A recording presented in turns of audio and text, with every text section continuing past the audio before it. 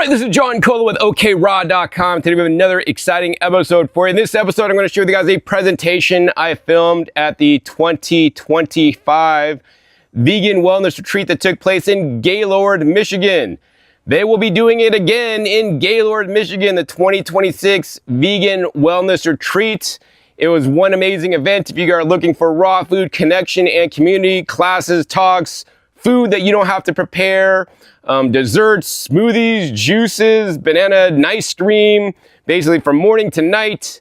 More importantly, connection. If I didn't say that already, you want to check them out at Vegan Wellness Retreat. You guys could use my coupon code OKRAW to save you guys $100 off. Also, of course, you can watch my video that I've already posted, link down below to that, where I actually review the event for 2025, and you guys could see what it looks like and hear from participants that attended 2025. And if they're gonna come to 2026, I'm gonna be definitely coming to 2026, and I'm looking forward to it. So mark your calendars, June 2026 Vegan Wellness Retreat, link down below. Anyways, on with this episode. This episode is a talk I gave at the Vegan Wellness Retreat about gardening and, more importantly, growing your food. In my opinion, growing the most beneficial food to eat on a raw vegan diet that is also the easiest to grow. You know, I'm sitting here in my garden in the wintertime. You guys can see I have copious amounts of greens all behind me. This bed has like cauliflower broccoli. This bed has komatsuna, my red Ms. America. I have like the red Russian kale, some black kale, more broccoli, mustard greens, arugula back there, lettuces, all kinds of amazing greens. And in this talk, I'm going to show you guys the easiest greens to grow, even if you don't have space, if you just live in an apartment, right? We're going to cover from A to B all my gardening tips and what you want to grow as a raw vegan. So enjoy this episode. So today we're going to talk about gardening and basically growing your greens from seed to salad. So how many people here eat a raw food diet? How many people eat a good percentage of raw foods and not being on a raw food? So I classify a raw food diet as 75% or more of your diet is raw fruits and vegetables and other minimally or unprocessed foods. All right. So like these days, actually, I do heat process my food. And so I like to be transparent about that. Because some of the things I grow, you actually do need to cook in order to consume them, or they can be actually quite poisonous. I mean, I don't think any of the things I have here, you could eat everything raw. But so like things like Chaya, which is a tropical leafy green that loves 100 degrees in Vegas during the summertime, and also will live year round on my property in Puerto Rico, that has cyanide in it like apple seeds. And unless you cook it, Chaya, or they call it tree spinach, Chaya. And then also, be confused with chia? No, not to be confused with chia. That's a totally different plant. Chaya is like a tree. So imagine like, say, it's bigger than that one, but it looks like that, and it just grows leaves in the tropics year round that every leaf is edible. So like imagine if people had like trees just lit in the back in your yard that were just like that, you could pick every day and eat, right? And you don't have to keep replanting your lettuce, cutting the whole lettuce down, and then you have to replant it, right? So like my goal as a raw vegan and somebody that eats, you know, like fresh fruits and vegetables is to like have the least amount of work for the most amount of food. So by planting like big things like this, you just plant it once and say that pine tree, which technically we can eat the pine needles, which most people will never do unless they're totally starving and they're like on Survivor or something.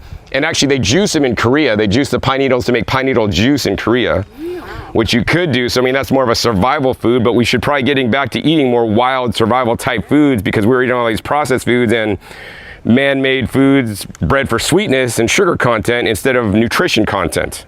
So but because we have a small group, what I want to do is go around. I found out who's raw and who's not, but I want just say your name and then say where you're from, because that will help me tailor my talk to the climates you live in. Because I mean, I grow in the West, in Las Vegas, which is extremely hot and dry. I grow in California, which is maybe be a little bit more similar to the weather here, although we don't get snow in the winter. And then I also grow in the tropics, like Puerto Rico, where, you know, so each place I garden, I have to garden a little bit different, and different plants will work, and you know, different kind of things I do. Yeah. So yeah, we can start over here. I'm Corey. I live downstate here in Michigan. Okay, sure. Great. Thank you, Corey. Here? Yeah.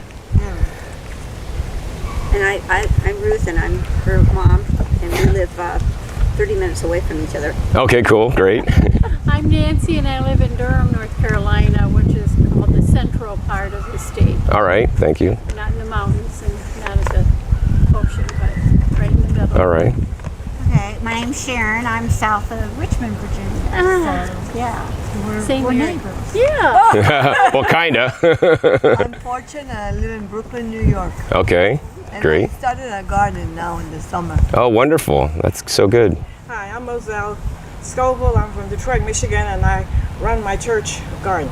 Excellent. That's great. Awesome. We're from Detroit too. Oh, really? Oh my God! I'm a master gardener with the Michigan State. I am not a master gardener.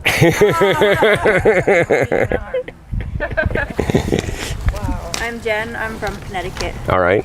I'm Thanks. Brenda. I'm from Southwest Michigan. Okay. Yep. I'm Nikki, and I'm from about 3 hours south of here. All right. So a lot of people from Michigan, so that's good. Yeah. How long? 11 years. Huh? 11. 11. I'm sorry. All right, so now I want to share a little bit more about my story and why I started gardening, because actually I was a raw vegan first, and actually my short story for why I became raw vegan and started eating more fruits and vegetables, minimally processed, is because I almost lost my life when I was younger. I had spinal meningitis, and I was hospitalized, and it was the viral version, which they had no cure for, so the doctor said I might not make it out alive. So that's not a fun place to be when I was so young, like literally just out of college.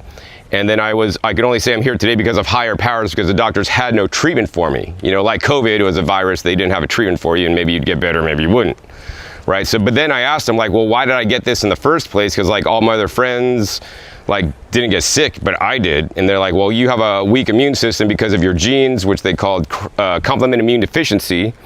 So then I'm like, I asked him, well, what can I do to make it better? And he really didn't have an answer. He's like, oh, we could give you a vaccination for, like, you know, different kinds of meningitis. But then I'm like, well, you couldn't fix me for the, you know, for what I had. So I'm not going to do a vaccination. Like, I was smart enough back then. Well, I was in my 20s. I'll say that. So, so then what happened after that was I was on a search, because in my head was like, hey, I have a weak immune system. I need to somehow make it stronger.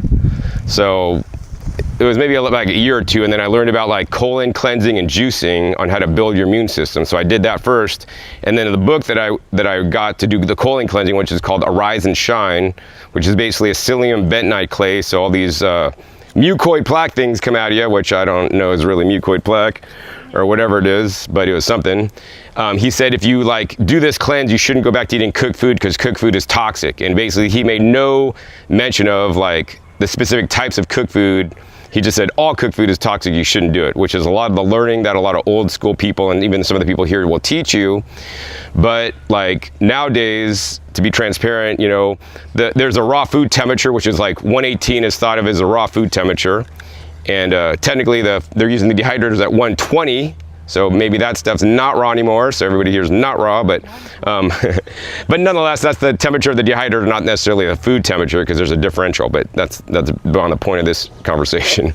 But my temperature now is 248 for when I heat process my food, or quote unquote cook my food, and it's 248 or below, and it's a wet heat. So that's a very important distinction, because above 248 or whatever, that's when the carcinogens form in cooking, which does make cooked food toxic, in my opinion. So it's not that all cooked food is bad, but I'll say most food that Americans eat that is cooked is bad because it's above 248 and it's in dry heat cooking. So I don't cook in the oven, I don't cook in a microwave, I don't fry my food, I don't use an air fryer, I don't use a toaster, I don't eat bread, but I do use an Instant Pot. So the Instant Pot allows me to steam my food, pressure cook my food, and boil my food. Some of the greens I eat, so actually I could eat more of them because my garden is just so full of greens, and you can only eat so much raw, but when you cook it, it kind of condenses down a little bit, and you can kind of stuff more in. So you can get more health benefits, all right? When you cook your food, do you have a high heat or low? No, so I don't use the oven at all. I don't know how to use a stove. I'll probably burn it, because for the majority of my adult life, I have been raw. So like 26 years, I was 99.9% raw. And then I just started incorporating some heat processed foods. And the reason why is a different talk discussion, not this talk. But yeah, so I heat process my food below 248 degrees. So if you boil or steam or pressure cook, it always will keep it below 248. and in a wet heat without the dry heat, so you don't create the acrylamide and the AGEs and the other things that are the toxic components of foods that raw foodists talk against.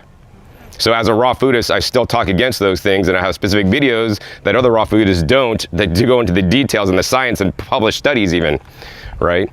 So, yeah. But I want to keep moving on with the gardening because that's why we're here today. So there's a lot of reasons to garden. How many people garden already? I know the master gardener does. And, maybe half the people garden here, so that's great. Count once. Okay. In the past, sprouting. Yeah, sprouting counts. I've tried sprouting. Sprouting counts because you're growing your own food. So my goal is to get everybody here to grow their own food and to do it as easily as possible. So there's a lot of reasons to grow your own food, and number one is the freshness. I mean, I'm not familiar with like the agriculture system here. I mean, I grew up in California, and all I know is that California is a big agriculture state, and a lot of the food from California is shipped all over the country so that you guys could eat, you know, the food from California. But the problem is it's been put on a truck and then shipped for like across the country. Maybe it took 4 or 5 days. Then once it gets shipped across, it goes into the warehouse, but then it stays another day or two at least, maybe a week or longer. Then it goes out to the store, so that by the time you get it, it's a couple weeks old. So during the time, the freshness goes down and the nutrition is also, you know, goes down. I'm not going to say it's worthless, because fresh fruits and vegetables you buy in the store, even if it's conventional, is still healthier than everything else in the store, right? So we have to remember that. And as much as I like to eat organic myself, there's a few things I will eat conventional. But then the thing is, you don't know what they sprayed on the food, even if it is organic. And are they lying and cheating the organic system and it's called organic, but it's not? Unless you do it yourself, you'll never know. And so that's also very important, because I want to minimize my toxin exposure from pesticides, from especially synthetic pesticides, or even, you know, natural pesticides that are certified organic, because I don't want to spray my food with anything. And when I grow it, I know that it's not sprayed with anything, unless it's like an airplane overhead that's like coming out the exhaust or something. That's the only thing, because I'm not spraying my plants with anything.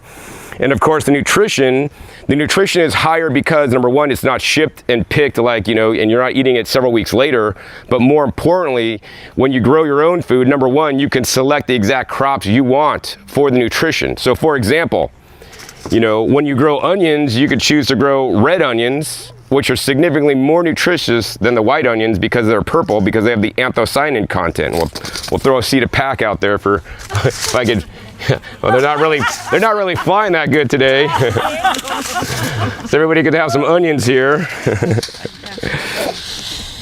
And then also too, you could grow things like the purple cabbage. Once again, they're more nutritious because they got purple in there. Yeah, you should have sat closer. And you could grow the purple. You could grow the purple carrots, which are more nutritious than the orange carrots, because you can't ever find purple carrots in the store. You could grow some tomatoes. I gotta throw them better. You could grow green cabbage, Brussels sprouts, tarragon, tomatoes. Anyway, the point is that when you grow your own food, you choose what you want to grow for your specific reasons. Because you like this color, because you want the nutrition like I do, because they grow better for you. But when you are a consumer and buying at the store, you get to only choose whatever they grow. And if you go to the store to buy onions, it's like red onions, and the red onions I just threw out are, who has one of those onions? What variety are they? They're the red burgundy onions, right? And like, if you buy avocados at the store, they're labeled, they just say avocados, but they're usually Hass avocados, but there's like hundreds of kinds of avocados in the world. There's different kinds of kales, and if you go to the store, they got like maybe dinosaur kale, curly kale, and red kale, but there's so many other kind of cool kinds of kale. And tomatoes, if you go to the store and tomatoes, especially in the wintertime, you're getting like the round red tomatoes or the cherry tomatoes, but there's so many heirloom tomatoes like these. Where are they? The tomatoes taste terrible. Right, because they pick them early and they ship them. So we have Mountain Princess tomatoes. Yeah, I'm getting better throwing them. Throw some to this side.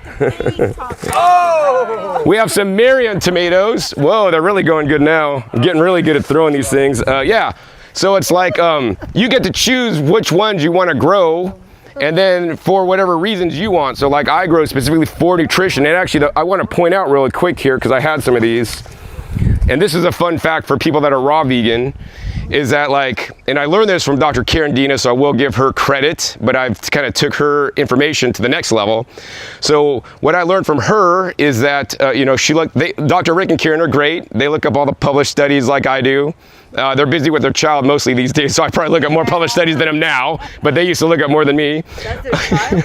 Yeah, Liam, he's a great little kid. His grandchild. No, that's their child. They had their child a little bit late. Better late than never. And I still want to have kids, but nonetheless, what I learned from Dr. Karen is that the yellow tomatoes have a basically, I would say, broken down version of lycopene. So as raw vegans, one of the reasons against eating raw vegan people would give is because you gotta cook tomatoes to get your lycopene. So that statement in itself is false. You don't need to cook tomatoes to get lycopene. You need to cook tomatoes to get a higher absorption of lycopene, which is true, totally true. In red tomatoes, if you cook tomatoes, you get more lycopene out of them because it breaks down the trans lycopene into the cis lycopene. And then what I learned from Dr. Karen is that Dr. Karen said orange and yellow tomatoes have the cis lycopene, which is a broken down version of it, right? That you could absorb better than even cooked tomatoes, right? So then if people are giving you that one, oh, why are you raw vegan? Tomatoes need to be cooked. Like you say, no. You haven't seen the research on like yellow or orange tomatoes that have the cis lycopene that are better absorbed than the cooked red tomatoes. So yeah, and then how often can you find orange or, you know, yellow tomatoes? Now, so that's what I learned from Karen, but then I did further research, right? And then to find out that not all orange and yellows, which she inferred, but she did not clearly say, so I will give her that point. Not all orange or yellow tomatoes have the cis lycopene, because another reason why vegetables are orange is because beta carotene, you get one. Thank you. But you took my orange tomato there that I needed. But yeah, because of beta carotene. So the tomatoes could be orange because of the beta carotene. Are you looking for another one? Oh, thank you so much. Yeah.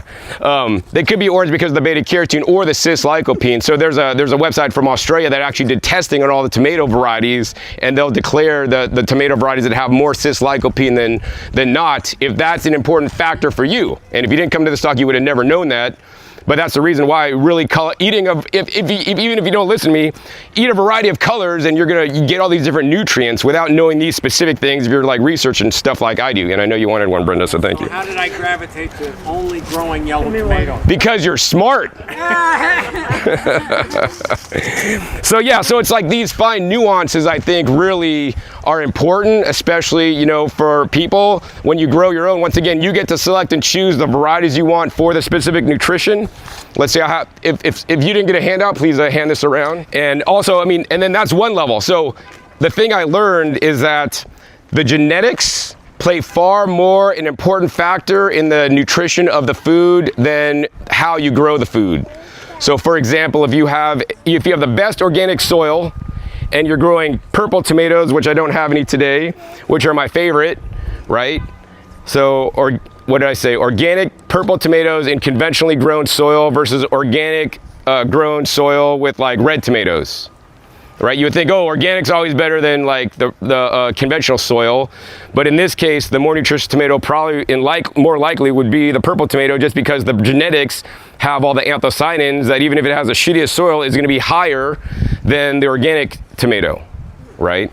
So it doesn't mean you have to grow conventional. I don't recommend growing conventional, but let's have the best of both worlds where we grow the best genetics with the best growing practices, which I'll talk about. And of course, when you control all the factors of your gardening or growing, you can do that. And that's what I'm going to discuss in the talk today. I'm going to talk about how to maximize the nutrition, how you use the best fertilizers and whatnot and soil amendments to grow the best tomatoes that should have nature's balance of minerals. Because conventional fertilizer, once again, when you're buying food, you're dictated to what you're eating versus really having a free choice of what you choose to eat. Also, of course, during the pandemic, of course, the fruits and vegetables were the last to sell out the stores near me, but they did sell out, which was kind of amazing because any food is good at that point. But I mean, I had my whole backyard the whole time and I was not even worried about food. And plus I store my food also too.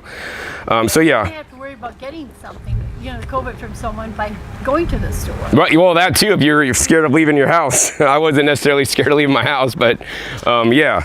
And then so nutrition is better, flavor is better. That's very important. Somebody mentioned that the tomatoes in the wintertime taste like nothing, which I agree. So I mean, the tip for that is you always want to buy hothouse grown tomatoes on the vine. Like I usually get the ones from Costco. They're called Camparis, and even in the wintertime, those generally taste better because they're a little bit riper when they're picked and shipped, and they last longer than the ones that are like off the vine and like looking pink.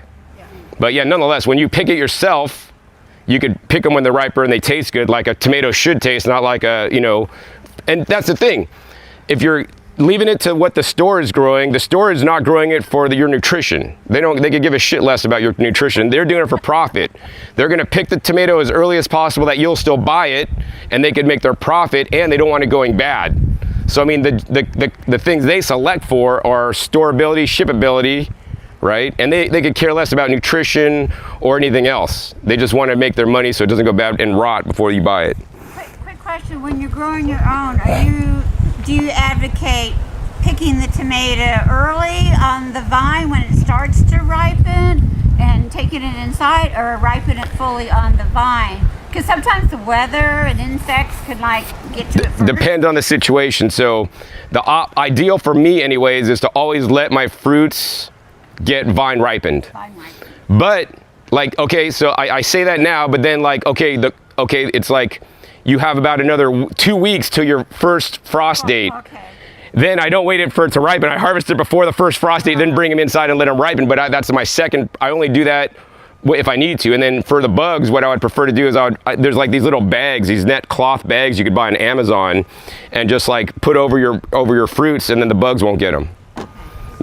And then also too, you're going to have losses from creatures, which is and so plant extra, which is my solution.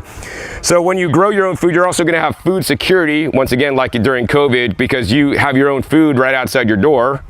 And I suppose if you live here in Michigan where it snows, which I'm not used to, you could grow winter squashes. You grow winter squashes, and then they could store all winter, through the next March, so you could eat those and have food security during the off season. Of course, during the summer, you could also grow so much that you dehydrate, which would be a good raw food method. The better method is freeze drying, which is what I do. You could also, of course, can, which would be not considered a raw food method, but you would still be eating what you grew versus what you could buy at the store. What do you think of freezing vegetables without blanching them? So freezing vegetables without blanching. So the reason why they blanch them is to basically kill the enzymes so that they don't degrade further during storage. So if you want to freeze them and then eat them with it, and then eat them soon thereafter, and not store them for months and months and months, I think that's perfectly fine. Now the next thing I would say is that if you don't blanch them, you then want to store them without the oxygen so that they'll last a little bit longer and not oxidize, and the enzyme reactions will be significantly slowed down without the oxygen.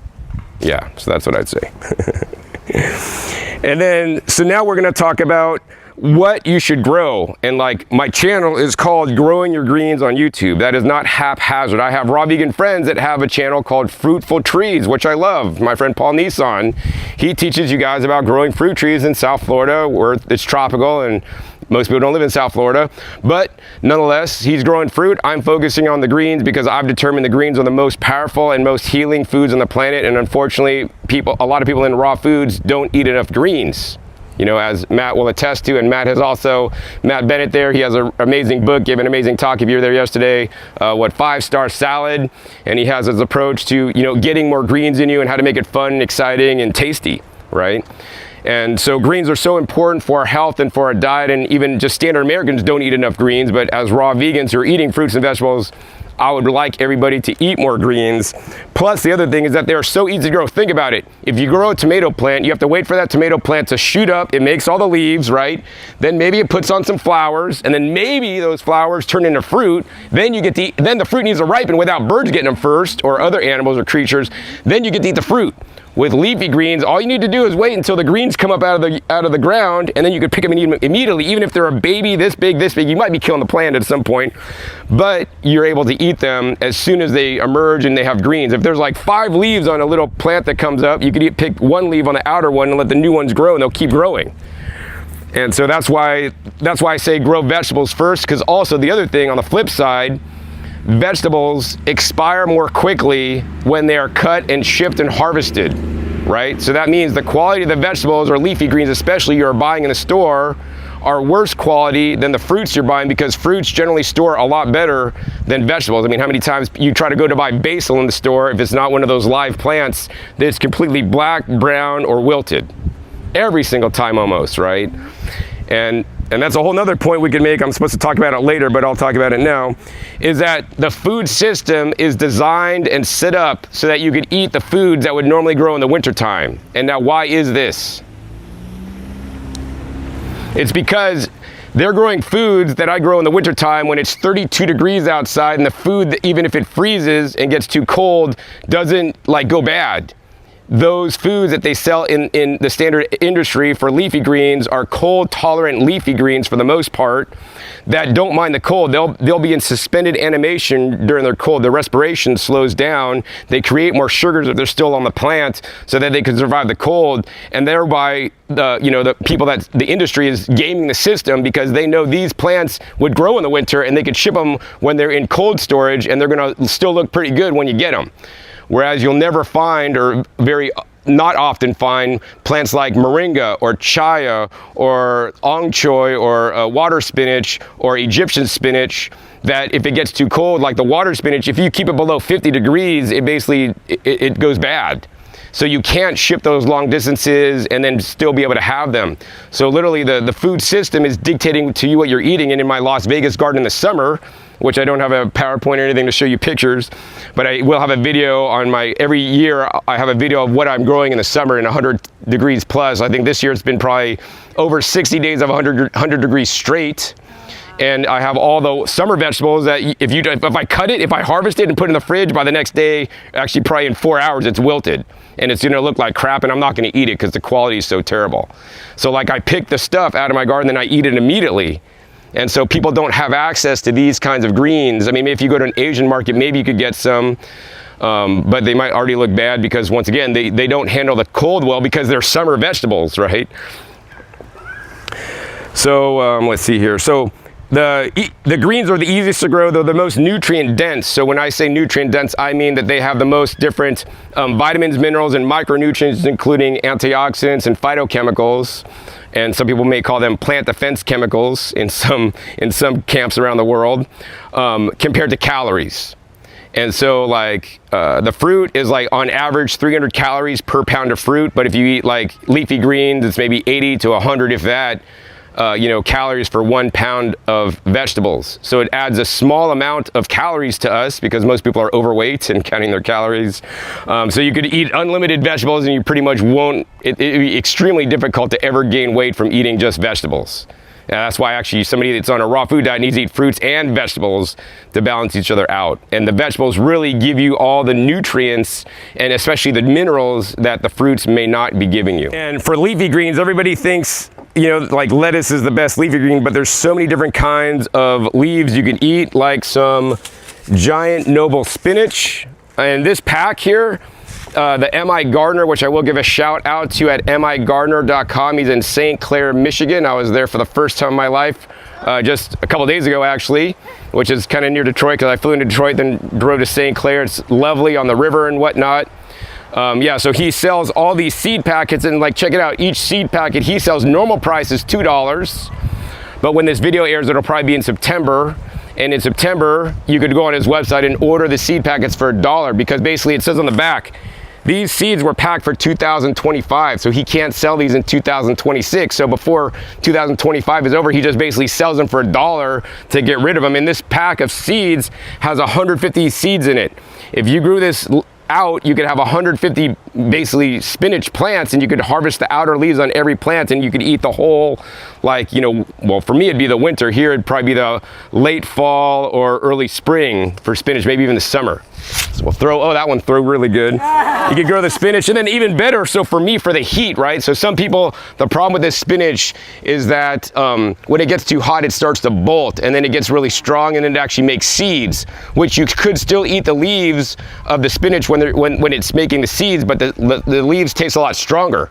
So, and most people don't like the strong taste. I don't mind the strong taste because the strong taste is actually more kind of like plant nutrition and things, but most people don't find that too favorable. And plus also when it goes to flower, the leaves get really smaller, so it's really not a good investment. But the Egyptian spinach, also known as Molohikia, it's actually from like, I think I was gonna say like Egypt and stuff.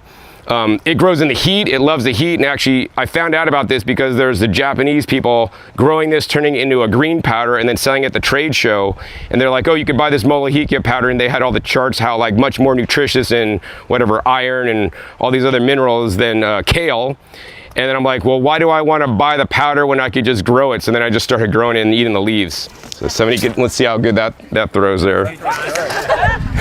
Here's another spinach there.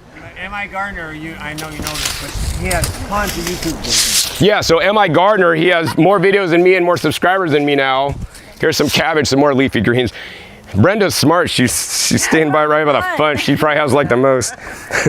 So come closer if you want some seed packs. So yeah, my goal is to eat 2 pounds of leafy greens a day. Now I may not eat them whole like a salad, but generally I might eat a pound of greens as a salad. But the other pound could be either usually blended or most likely it's juiced. So, you know, I like to juice. I don't recommend juicing the fruits. I recommend only juicing the vegetables, the leafy greens, you know, the stem vegetables like celery, and even the root vegetables. But the fruits are too high in sugar, so and fruits are so easy to digest. And especially when you get mature kale leaves like you'd buy from the store, those are all mature kale leaves. Like I can't even eat the kale from the store because they're just garbage compared to what I grow in my garden. I juice the big ones, but then I harvest the inner leaves, the baby leaves from the plant. So like for example, like on this pepper plant, like these are the oldest leaves on the plant, the bottom leaves. Some of them are actually turning yellow and dropping off. But the new leaves are always emerging right at the crown. So if I'm eating a salad and I just pick my baby leaves, I just pick these little baby leaves off the top of my kale. I mean, not my peppers, but you know, that's just the example.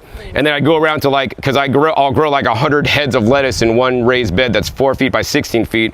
I'll pick like all the small leaves off every single plant, and it just because I pick one leaf off, it still has all the other leaves to do its photosynthesizing and then growing more. Right, because I don't like harvest the whole plant like they would when you buy it, because for labor costs, it's easier to just harvest the whole head and ship the whole head off. But when I'm free labor, I just pick all my leaves, and it's more tender greens, easier to digest, more tasty than the bottom leaves that I prefer to juice, right? Let me ask you a question. All right, so let's see how good I can throw this thing. A habanero pepper. Whoa! Oh my God. All right, yeah, we got it, Bruce. Anybody want a habanero pepper plant? They're hot. When you harvest the top of your greens, I thought that made it like stop growing. It was like a message to them, like you're topping it off. Well, I don't cut the top off. So that, I mean, I'm just picking one leaf off the top. Okay. If I'm eating it for the salad, but if I'm eating it for blending or juicing, then I harvest the bottom leaves. Okay. Because the top leaves are the young tender baby leaves that are easier for us to digest. And you're spreading it around. And I spread it around, so I don't like if like say on this plant, if I like took like all the young baby leaves, it would kind of stunt the growth. But I just like take one off this, and it still has plenty to keep growing, right? You eat this? No. That's for grow. I mean, technically you could eat pepper leaves, but I don't have it. That's a special thing. What do you do with this? That you would grow for the peppers. No, what do you do with this one? You put it back? It could root if you had rooting hormone, but it's pretty much got messed up. But it's all right. It'll keep growing. Inside? Yeah, that'll grow. Yeah. Inside the house? Yeah. What, you have to get a big pot? It doesn't have to be that big. I'd get at least a gallon minimum. I mean, bigger is better.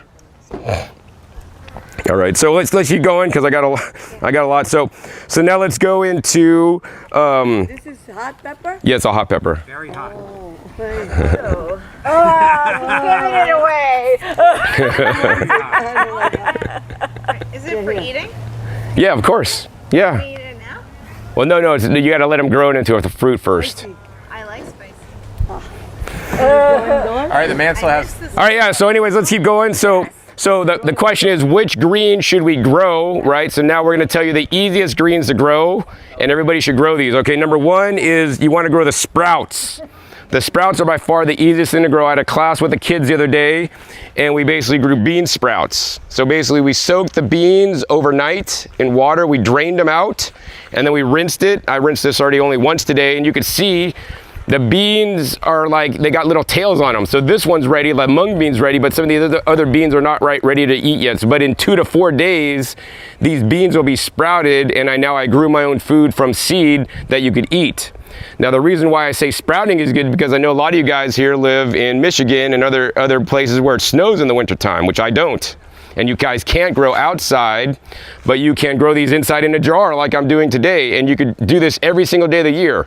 So, okay, so if you consider this takes 2 to 4 days to be done, if you start one today, one the next day, one the day after that, one the next day, and you have 4 jars of seeds that you start one after the other, right? The one you started 4 days ago will be ready on the 5th day. The one you started, 3 days ago will be ready on this day. And you could have literally like a conveyor belt system so that you always have 1 jar of sprouts to eat a day, and this will considerably increase your nutrient density because the sprouts are so nutritious. Now, these are bean seeds that are finished in 2 to 4 days. You could do alfalfa, clover, broccoli sprouts, radish sprouts. These may take a day or two longer, but once again, you can do this continual harvest. Like for me, a continual harvest is going out to my garden. I always have something growing, and I could pick it, and I just have to plant it like once in the beginning of the year, or in the season. And then the other one I plant is like perennials that I just pick out the leaves.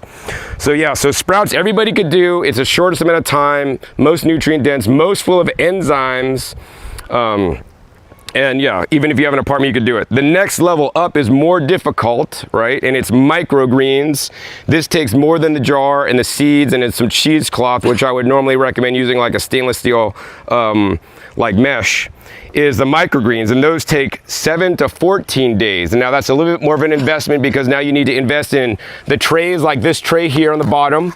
You would also need to invest in the soil or some kind of growing mat to grow it in, which could be hemp. It could be as easy as paper towels. I have videos where I go to commercial microgreens farms that just like literally grow on bamboo paper towels. I've been to microgreens farms that use like the burlap from the coffee beans when they're done shipping the coffee from South America that the prices are going up on now. They have the bags, and then he cuts down and then puts in and then grows the seeds, the roots into the burlap.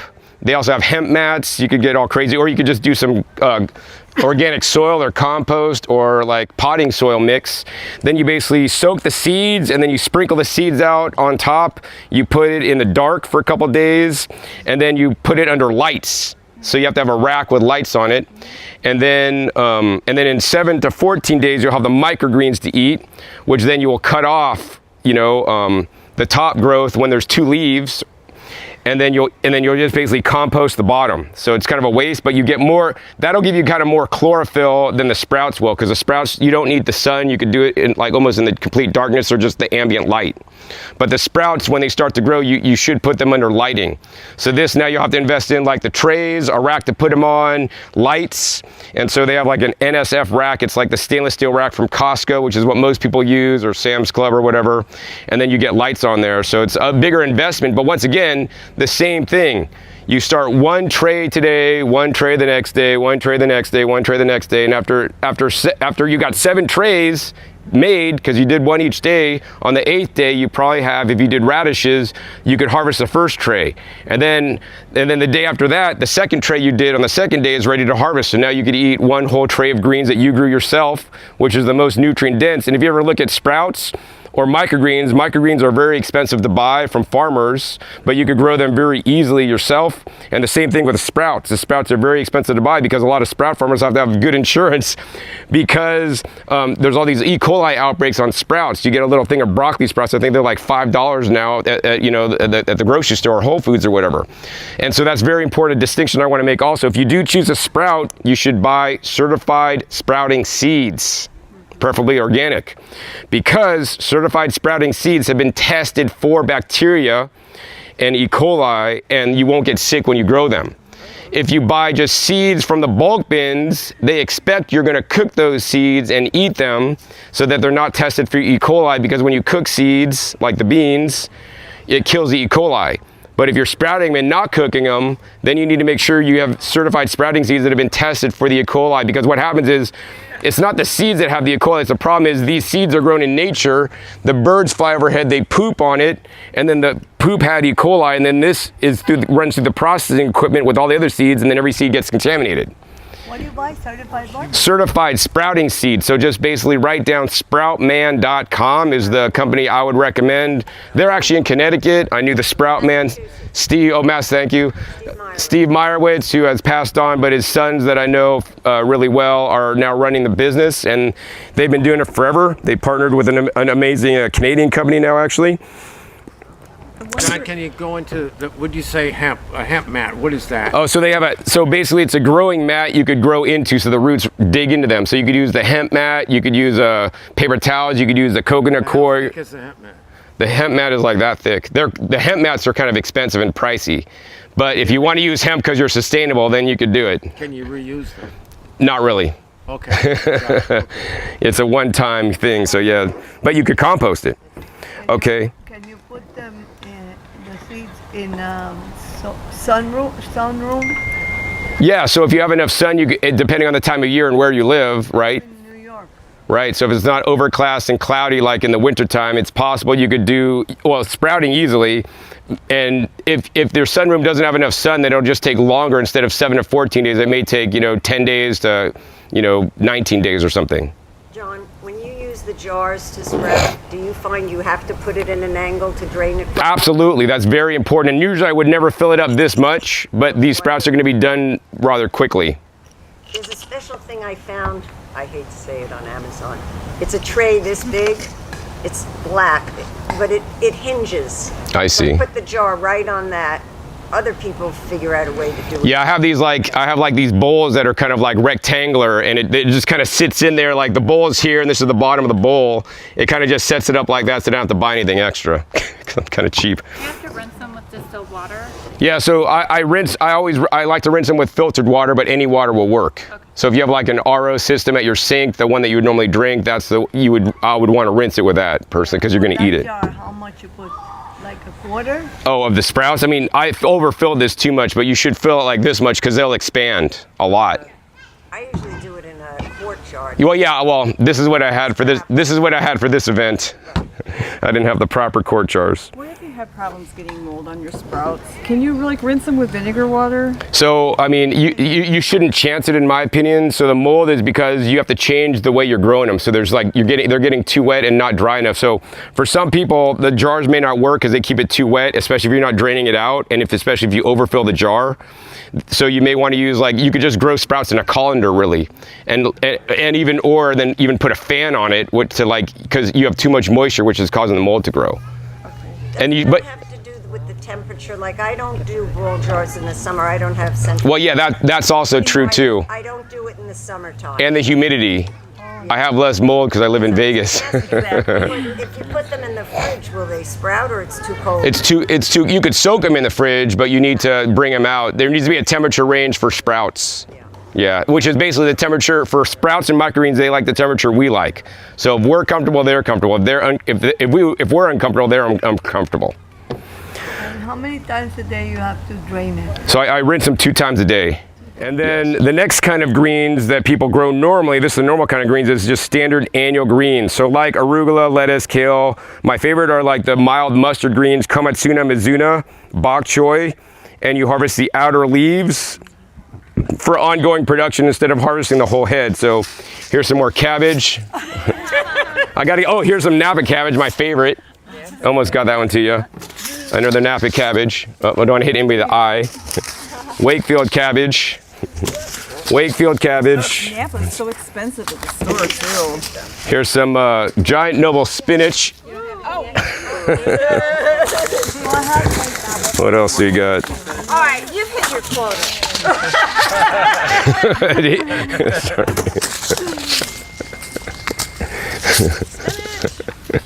Winner. Our local library has a seed library. Oh, that's wonderful. And I encourage other people wherever they live to see if you can make that happen. Because we really want everyone to be growing something, whether it's the sprouts or in the ground. And if you have access through the library, we can usually take 3 packets. We can't take 5 or 10. We're blessed to have a local permaculture woman who actually grows the plants and puts the seeds. Oh, that's great. And sometimes you can get seeds that are a little old, like last year's, that will still work. Yeah, they donate them, yeah. A lot of seed companies. That's what we do in Chesterfield County, Virginia. You have a seed library? Yeah, there's a seed library. You can donate, and you can do swap. You know, and they do classes. Yeah, we have seed swap once a year at our local. All right, great. Let me continue here. So the annual greens are the normal kind of greens that are grown, like some of the seeds I've thrown out today, which you got to plant, and then you got to wait for the plant to come up. And then generally in industrial agriculture, they harvest the whole plant. So for cabbage, they would cut the whole plant down, and then they'd sell you the cabbage head. Whereas I let the cabbage to grow, and I keep harvesting the outer leaves. I mean, the example is Brussels sprouts, which I had here somewhere. So the Brussels sprouts. So for me, like if you don't plant them at the right time, the temperature's not right, they'll never make the Brussels sprouts, which is what most people desire. For me, I don't really care because Brussels sprouts or the leaves are the same to me. They're like the same plant, pretty much the same nutrition. I just eat all the leaves off the Brussels sprout plant. And actually, this is a Long Island Brussels sprouts. Anybody live on Long Island? No, but oh, you're close. Do the leaves taste like the actual Brussels sprouts? So the leaves don't taste like Brussels sprouts. Brussels sprouts taste hard. The leaves taste more like collard greens. So it's like, I don't really care. It's still a green, tastes like collards, good enough. They're edible. I don't really need the stupid sprouts. I don't really like them anyways, like whatever. Even though I never get them, every leaf is edible and I'm good, right? But nonetheless, on annual greens, the problem is, they're designed to grow for a certain period of time, and then they basically reproduce, and then they finish their life cycle. And then they don't grow anymore. So then you need to replant again. So then they have what's called succession planting, where you plant some cabbage today, some cabbage in 10 days, some cabbage in 10 days after that, so that you always have the cabbage head to eat. But the way I do it, I plant all the cabbage at once, and then I just harvest the small leaves and eat all the leaves, and I usually never even get a head. Maybe on the Napa cabbage I get heads, because I harvest the outer leaves and it still makes a head that I usually harvest, and I'll make into a fermented kimchi so I could store that longer. But now my favorite green to grow, because it's the least amount of work, right? Sprouting, you gotta like soak them and then rinse them every day and do all this stuff. The microgreens, you gotta like water them every day and take care of them 7 to 14 days, and it's a lot more maintenance, like high maintenance girlfriend, high maintenance plants. The annual greens, or maybe you plant them once and then maybe you could eat off them for 20 to 40 days. But the perennial greens is like, I want to find a perennial partner that you just plant once, and then the example I talked about earlier is that, say that plant there, which I don't know what it is because I'm not from this area and I don't know wild foods, I know only the edible foods, is every leaf on that, imagine if every leaf on that plant tasted like lettuce. Yeah. Oh, white oak, okay. But say if every leaf on that plant tasted like lettuce, which, in the tropics, there's plants that taste like lettuce. I have what's called Bele or salad tree, or Albomoscus manuhat. It's a tree that grows like that, bigger than that. Every leaf is edible like lettuce. It'll grow 365 days a year. So you plant it once. If you live in South Florida, none of you guys are going to grow it, and you just eat leaves every year. And so like in Puerto Rico, I have over 100 of these now in the ground, just growing year round. So now I don't have to buy like lettuce there, because I have my lettuce tree. And I mean, that's just one. And then there's like also other ones like moringa, which is another tropical. You guys here could maybe grow it in a pot, and then you have to wheel it inside your house to keep it warm if you want to keep these perennial greens alive here that are tropical. In Vegas, I'm able to grow them in the full summer, and then some of these plants will go dormant in the winter and still stay alive if it doesn't get too cold, but here they would totally just not make it in the winter because of snow. And then there's like things like sorrel, which are also another perennial that'll pretty much grow year round, might go dormant a little bit during the winter, but it'll come back the first thing in the spring. So you just literally plant that once, and then every year you don't have to keep replanting. You'll always have sorrel to eat. And the other one that I'd recommend is tree collards, which will be good down to like a zone maybe 7 or 8. My zone. Okay, cool. You could plant the tree collards, which are a collard tree, which grows like a tree. My tallest one has been 12 feet tall. Do you have anything short? Well, you could cut it down so it bushes out instead of gets too tall. and then it'll grow year round, and that makes basically like collard or kale like leaves every single day of the year for you. If it doesn't get too cold. I mean, in my zone 9, it's no problem. Oh, okay, yeah, if you did in your greenhouse, it'd totally be great. But the other tree that I learned about that's a perennial green that I'm not familiar with because I'm not from this area is linden trees. But linden trees, I guess, will grow in this area and have leaves you could eat, well, not in the winter when it's snowing, but you could eat the young tender greens, and that's something you could plant once and then just always continually eat. They make it's the same as basswood. They make the beautiful flower that's so Yeah, I'm not familiar with it at all, but I know I'm giving a talk here, so I want to say that because that's probably the easiest one for this area for people to grow. So you should look for a linden tree, and you could eat the baby leaves like when they emerge. They have the most wonderful flowers, and they're very fragrant, and people make tea out of them. Okay, cool. Yeah, then you could use the flowers for tea too. Yeah. So that makes it really simple. I mean, imagine if every one of these trees and plants were leaves we could eat, right? What is linden? I don't really. Bruce would know more about it, so ask Bruce after the talk. So next up, I'm running out of time here, so I wanted to talk about the recommended ways to grow. So, I mean, the easiest way I recommend is basically building a raised bed. This way you can control the soil mixture that you're putting in instead of just planting in the ground, which you don't know, especially if you live in Brooklyn or some of these New York places that have been there for a long time. There's all this lead and toxins in the soil. You could basically bring in soil that you know is clean and then grow in that. And then I always encourage people to have a drip irrigation system that'll save water and do precision watering, and especially allows you to go on vacation like I am now. Like if I didn't have a drip system in Las Vegas, everything would be fried by the time I got back. It would not be alive. My drip system in Vegas comes on like 3 times a day during the heat of the day, like us. Like, can we drink a gallon of water in the morning and then, oh, we don't need water for the rest of the day because I drank my fill? And most gardeners will water like 1 time a day. And in some climates you can get away with that, but during the heat, when the heat is hitting the plants are getting dehydrated.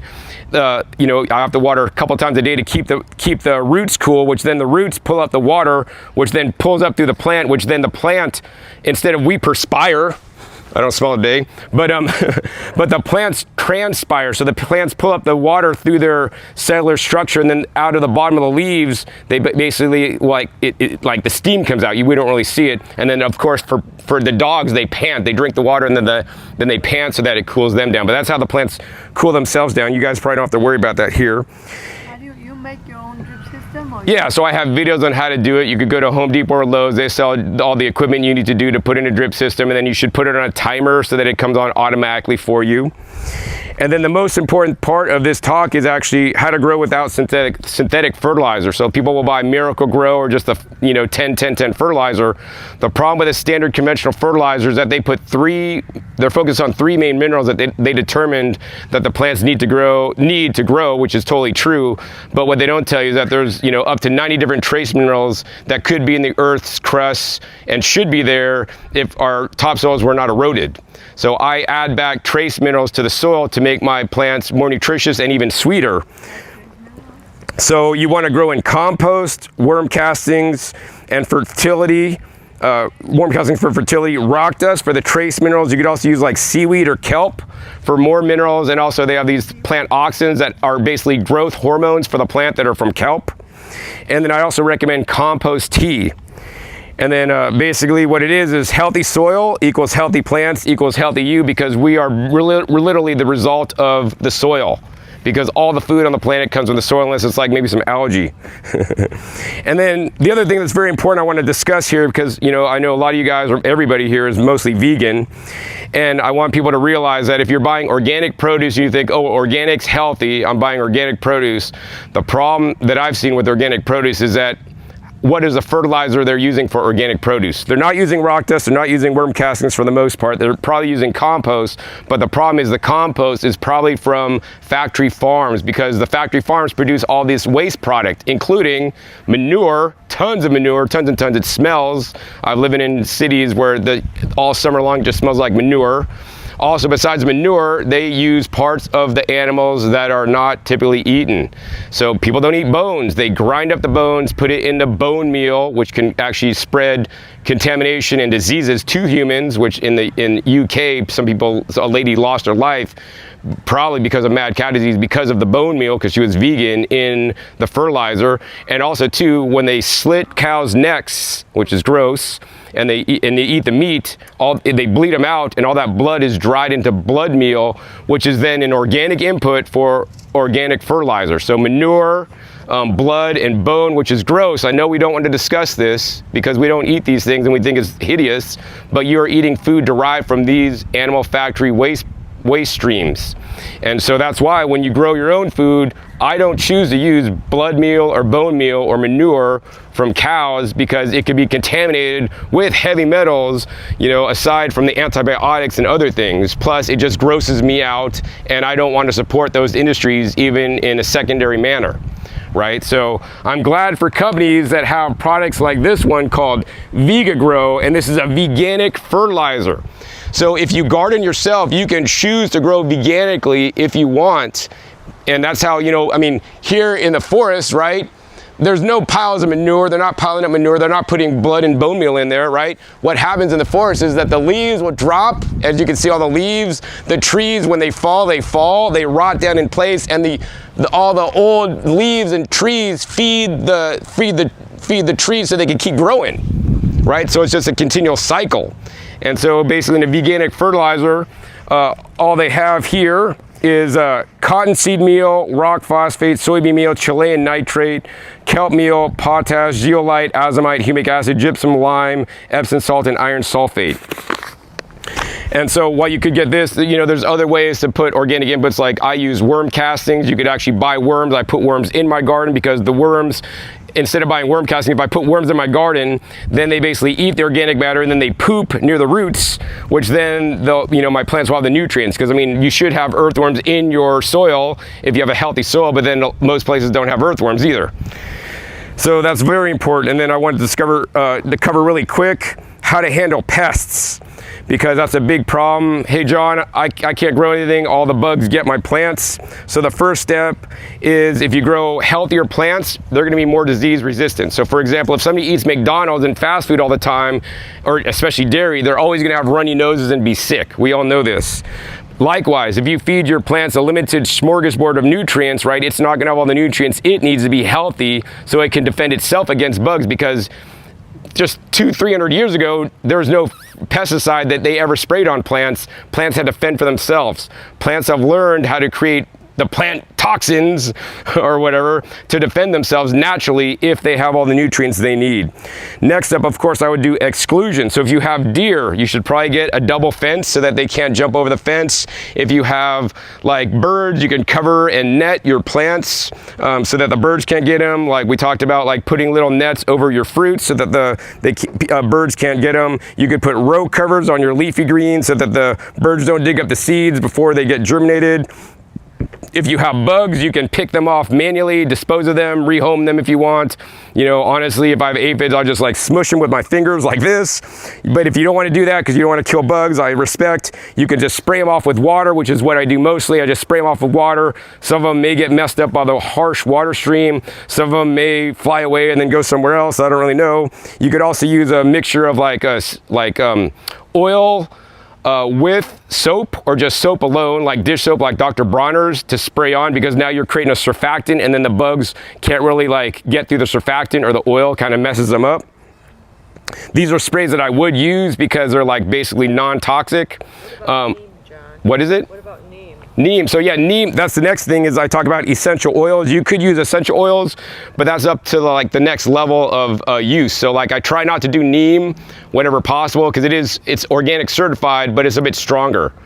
So, so then I would say how bad is the outbreak? Fix the practices so that you don't have the outbreak in the first place. And then if the outbreak's so bad that I gotta use neem, then I'm why am I growing this plant in the first place? Then I cut out that kale plant, take it off site, I don't even compost it, and then plant something new in its place that won't have the bugs, right? And so, because it's not I don't need that plant to produce, and if it's wasting my space, wasting my time, I'm gonna replace it, right?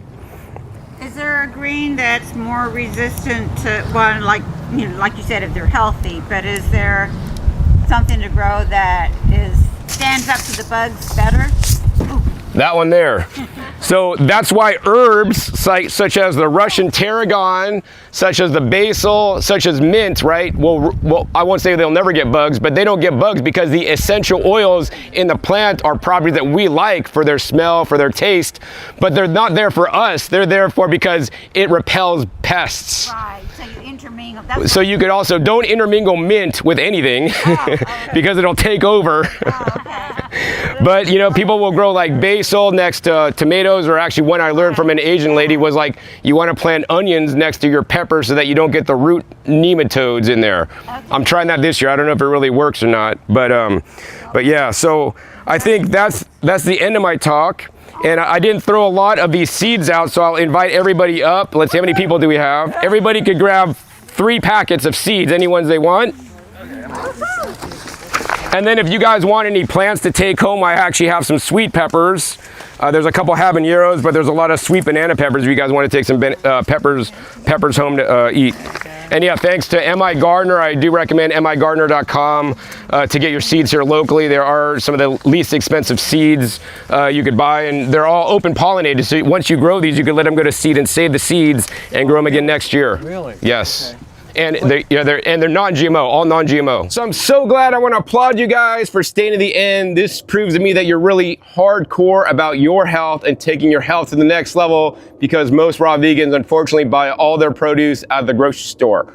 I don't even grow all the produce I need, hopefully with my 3-acre farm in Puerto Rico. One of these days I'll be doing that. But at this point, I grow all the greens and a lot of the vegetables that I eat every single day of the year. And I hope that you will too one of these days, at least if you just start out by growing sprouts and microgreens indoors. If you guys want to learn more about how to grow your own food, be sure to check my YouTube channel, Growing Your Greens, where I have over 1,700 videos teaching you guys all about how to grow your own food and visiting amazing farms and places around the country. Where I share examples of people growing their own food to hopefully inspire you to grow your own as well. So if you guys enjoy this content, want me to film more videos at retreats that I attend, please be sure to give this a big thumbs up. More importantly, share this with other raw vegans so that they can learn about the easiest crops to grow to benefit their health in the biggest way possible. Also, be sure to click that subscribe button right down below so you know my new upcoming episodes that are coming in 5 to 7 days. You're gonna know I'll show up, what you'll be learning on my YouTube channel to take your health to the next level. Also, be sure to check my past episodes. Past episodes are wealth of knowledge, over 900 episodes at this time on this channel dedicated to you guys all about how to eat more fruits and vegetables for your health. So with that, my name is John Kohler with OKRAW.com. We'll see you next time, and until then, remember, keep eating your fresh fruits and vegetables. They're always the best.